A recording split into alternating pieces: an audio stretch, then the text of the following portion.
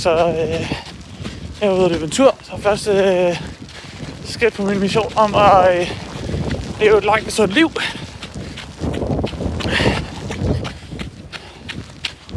Og jeg tænkte, hvis jeg skulle optage det, så ville jeg nok være lidt bedre til at holde op med det. Min plan var til at starte med at løbe 3 gange om ugen. Det her min første gang. Nummer 1.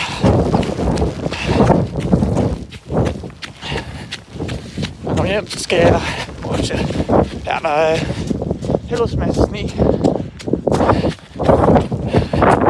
Men ellers skal jeg også lige dyppe i isbadet. Og så skal jeg lige holde i bad.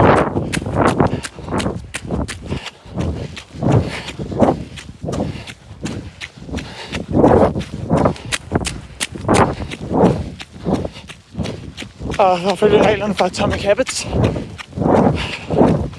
så må jeg ikke løbe en særlig lang tur første gang.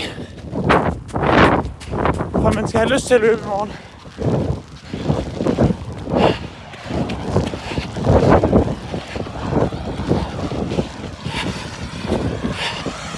Men det var bare lige rundt. Vi var ind på